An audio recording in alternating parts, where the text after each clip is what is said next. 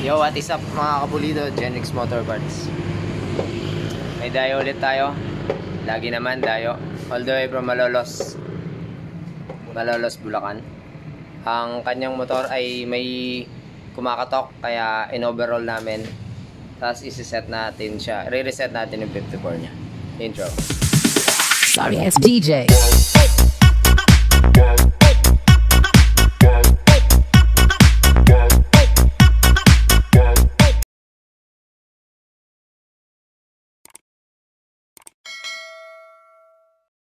Alright. So, yung kanyang connecting rod itungsan niya si Kunyal ilang beses na daw niyang pinabukas. 3 times sir, no? Pinipilit niya sanang palitan na yung connecting rod, kaso yun daw mekaniko ayaw daw palitan kasi good naman daw yun. Pero nung tinesting namin meron nga siyang katok. Pero manipis lang, mahina lang. So may lumilitaw nga ng katok kapag naka-minor siya pag mainit na yung makina. Pero pag bagong gising yung makina, tahimik naman. So hindi naman namin pinalitan kasi nakita ko goods pa naman yung pin niya tsaka yung connecting rod. Ang pinalitan ko na yung pin bearing. Pero may dala si sir ito, all the way from Indonesia. Peking connecting rod ni Yamaha. So dito pa lang na nakita ko to, tutol na ako. Pangit yan kako. So kasi kung titignan hindi naman talaga original to yung galing sa Shopee. Pero Yamaha no, original no, 5MX. So kung titignan mo, makapal siya dito, mas mabigat siya. Pag tinimbang mo, mag-iiba yung performance ng makina. Tapos itong pin bearing, hindi naman ganito ang original na pin bearing Pinakita ko nga sa kanya, ito ang original nung tinanggal namin. So, Japik. Yung pin, syempre, peki yan. Sure na peki na lahat yan. Tapos yung side bearing, pinapalitan na rin din ni sir. Pero galing ding Indonesia. So yun, di na namin nilagay itong peking to. Nag-provide na lang ako ng original na pin bearing. So nawala na yung alog ng kanyang connecting rod. Wala ng katok. Okay, so setup tayo 54mm. Nakaset na to, naka-plug and play siya ng 54. Pero dahil binuksan na daw ulit, pinaport na ni sir. Ported na siya. Tapos stock cam. As bumili si sir ng LHK, yan sabi daw sa kanya online plug and play. Tapos nung nilagay daw niya nagsasagayan yung valvula. Normal po, sagian nga naman yung valvula. So nilighten ko yung valve. Nag-add ako sa kanyang port kasi nakulangan lang ako. Yan. Naka-port lang siya sa labas So yung sa looban may dinagdag lang ang konti. Tapos itong kanyang piston pang STX, medyo matangkad siya. Tinabas ko na lang siya. Baka may magtanong anong pinantabas. Oo, grinder lang ginamit ko dyan. Sarado na kasi yung machine shop. Sarado na yung shop ni Jan, kaya hindi na ako makapaghiram ng torno. So ang gagawin ko dito kasi is tutok. Ang kanyang kamay LHK 6.0. Hindi ko siya kabisado, pero ibigay na lang natin kung paano siya gagawin. So ang setup natin dito, dahil 54 lang naman to, is tutok. Wala siyang gasket dito, gasket maker. Gasket maker lang din sa ulo. Sa kanya retainer nakatabas na, goods naman na. Ang valve spring is stock lang din. Okay naman. Rocker arm niya is stock lang din naman. Yung timing chain local din yun, ay peke rin yung nabili niya. Hindi na namin nilagay kasi okay pa naman yung timing chain nya. Pag nakatutok mga kapulido, itong gold nut na to is hindi siya pwede, kailangan putulin to. So nagbawas ako ng mga 3mm dito para mahigpitan siya. Kasi kung nakatutok siya, wala siyang gasket taas baba, taas ito yung gamit mo, hindi higpit yan mga kapulido. So yun, sa carburetor niya magje-jetting tayong 120. Tapos itong airbox niya gusto ni sir stock pa rin para scammer daw. Pinutol ko lang yung sa loob niyang ganito. Ano pa? Wala na. No. So, ito mamaya, pakita ko sa inyo, iikutin ko, hindi na siya sasabit. Pinlug and play ni sir, di talaga pwede to. Pwede siguro, luwagan mo, tigte 30 yung clearance. At least, andar. Plug and play na nun. Flex ko pala yung mga dayo dito. Pag open ko ng shop, nakaabang na sa harapan. Ito yung isa, oh. Umalis na yung may-ari, iniwan na. Ito, may tanim. May tanim ang piston. Iniwan na ng may-ari. Wala pa ako sa shop. Nasa harapan na, nakaabang.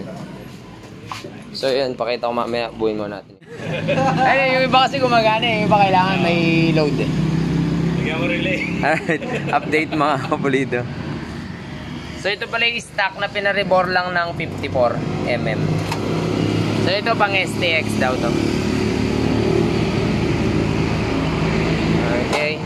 So yun nga, hindi siya plug and play kasi nagsasagayan yung valvula kapag ka umikot. Ito yung problema rin na napakarami. Katulad nung binentahan ko ng cam. Yan. So yan, nag-lighten valve tayo para magkaroon ng siwang.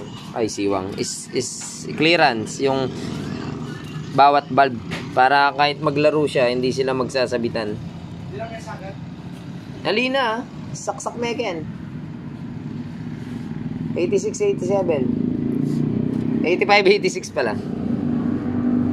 So yun po, pagka magre-racing cam kayo, hindi po lahat plug and play. Kahit 6.0 yan, hindi natin masabi. Hindi po pare-pareho yung mga cam. So ayan, hindi na siya sabit. Kanina napakalaki ng sabit niya.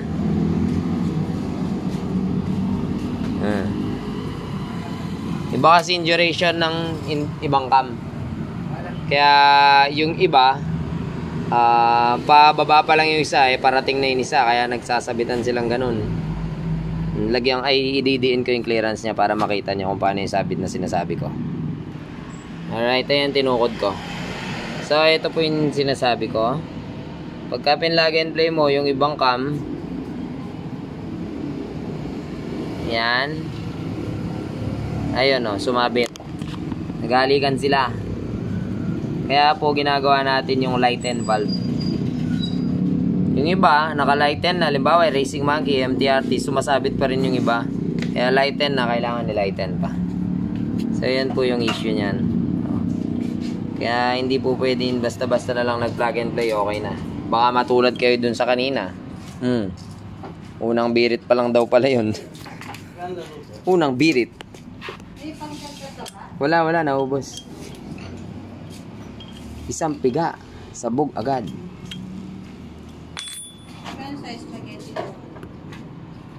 Burger.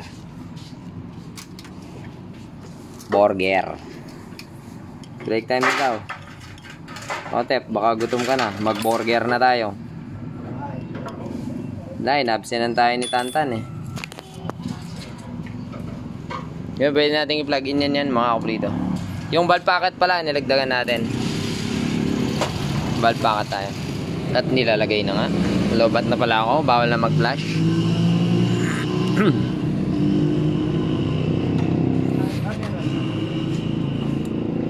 Okay, medyo mahirap lang ipasok to kasi rebore siya eh. Pagka kasi rebore siya, wala siyang entrada. Matalim. Yun. Pasok, sir. Okay, alimin na yan. Okay, tulak may pa. Okay. Taulitan na itong timing chain para hindi magkaroon ng langis yung ano.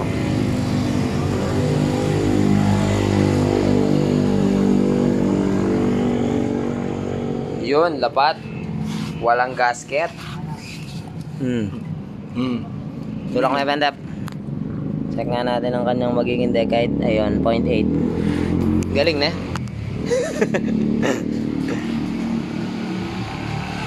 Alright, tapos plug and play na lang din yung head. Okay, gawin ko muna yun. Sirangan yung Raptor, tanggalin yung sa linya. So, kinalkal ko. Okay, pwede natin ilagay ang kanyang cylinder head. Preparado na to. Okay na lahat. Naka-settings na. Lagay na natin yan. Tutok. 54 tutok. para mailabas natin yung power. So hindi tayo magbabago ng settings dito. Ang magiging takbo niya is pareho lang din dun sa dala ni sir. Naka 54 na to eh. Yan.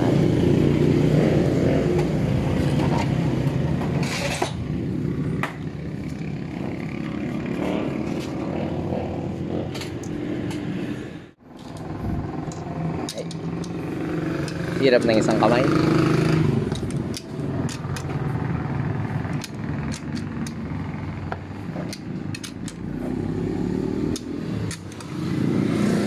Tok tok. Tok tok. Tok tok.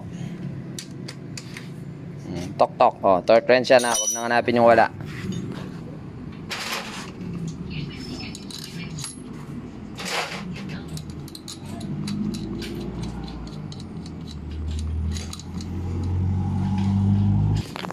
Shock. Rear shock.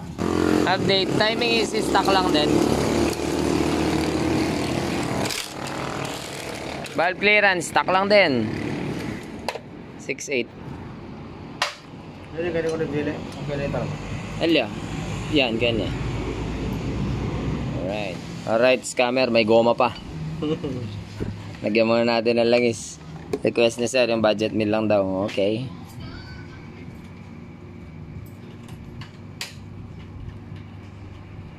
Ay! Di wow. Walang tutulo dyan. Shock pie. Yung nalalagay mo na lahat, no? Tapos tumulo pala lahat. Alright. Na-check muna natin kung dudura to. Dapat dudura siya. Na-overall to, syempre, kailangan i-check natin lahat. Tapos nakatutok to. Walang gasket sa ilalim. Gasket maker lang. Dapat alam natin yun. Alright, update. Ito lang yung nakuha natin presyon. Sorry. Lang? 220 lang. Pusang na lang yan. Grabe yan ka. Stuck lang yan, Gar. Stuck long lang, Gar. Labas pala to. Alright. Yun no, gumana na. Nagiba daw yung andar, sabi ni sir. Parang ang lakas. Naging tunog big bike. Tunog ano, RC200 na stock pipe.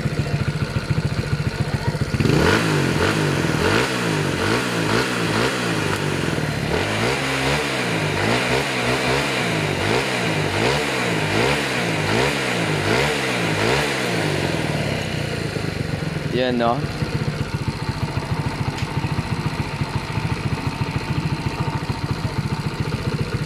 Ayan, pwede natin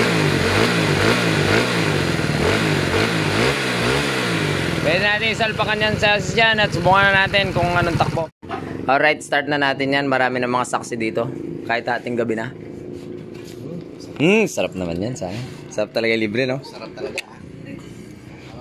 Nagpa-north loop ka? Ano yan? Pa-north loop doon. I-start na natin yan mga kapulido. Uy, one click. Parang stock.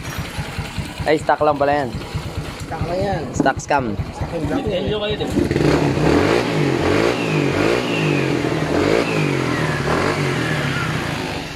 Yung kanyang pulley pala nakakalkal na pero parang may kulang. Kaya may binago ako sa kanya. Kasi hindi sumasagad. Try natin kung mapapasagad na natin siya. Sana ba yung aking pentel pen? Pentel pen. Omsim. Pentel pen. Pentel pen. Pentel pen. Oo. Wag na no. Try muna natin road testing to. Tingnan natin kung totoo na pa tayo sa ano. Kita mo lang pa eh. Oversize. Go. Alright, ayan o. Alright. Gatiting na lang oh. Sagad sana. Umabot na pala. Ano na pala yun? Curve na pala ng pulley yun. So yun. Medyo overgas kami sa 125 na jet. Magbababa tayo. Stock airbox kasi. Tsaka stock hose.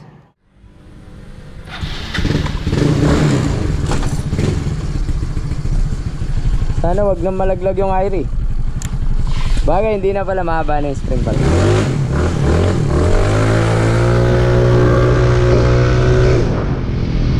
So, final test drive lang natin. Kanina kasi nalaglag yung Irie. Backfire. Pero mas malakas pa rin ang 59. Pero depende rin sa cam.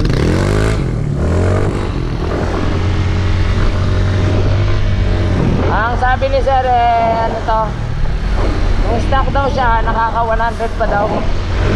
As na nag 54 daw siya, bumaba pa daw lalim, tapos nidirap na daw 100. Try lang natin kung ano yung resulta ng NHK cam.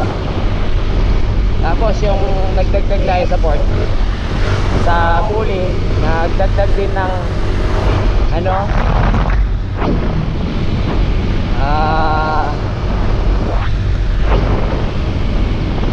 konting kalkal.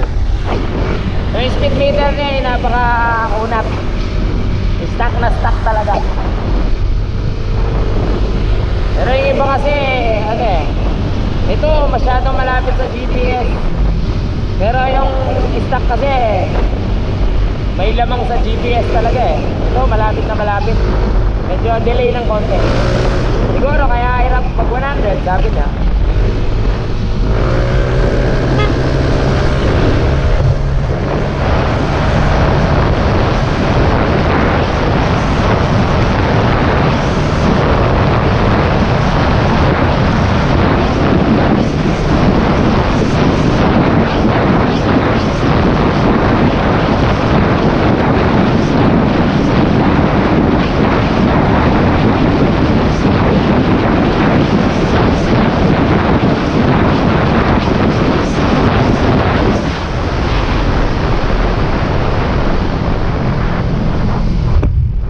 Ayos, halos mapaabot natin siya ng 110 dito. Edge na kasi ng kali Pero tutusin, mas mahaba sana. Dahil 54 lang naman to hindi naman siya katulad ng 59 na tumatapos speed agad. Pero okay siya, sige, ano rin yan, may ganun kilometro rin.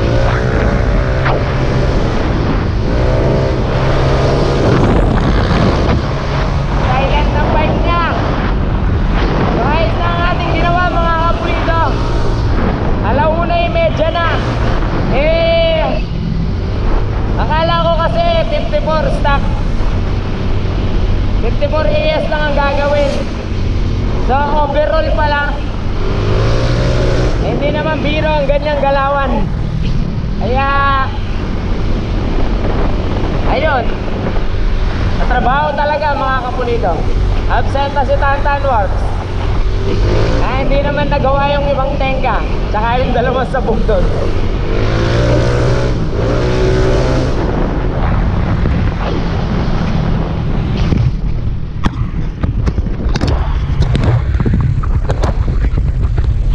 Wait lang.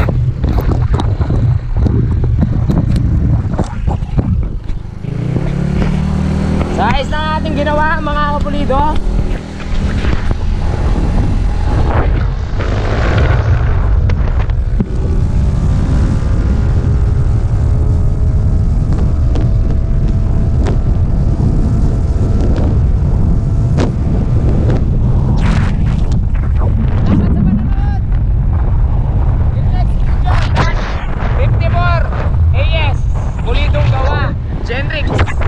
Racing parts kailangan, kompleto kami niyan. Mapa-black, racing cam, big carbs, kahit ano pa yan. Problema mo sa motor, easy lang sa amin yan. Dalin mo na lamang sa shop at saglit lamang sa amin yan. Mascareñas Racing Team, di nyo matitibag. Sa pulido na gawa, sa karera di ka laglag. Mekanismong malupit, sa motor mo ikakabit. Pag harurot sa daan, wala nang makakahigit.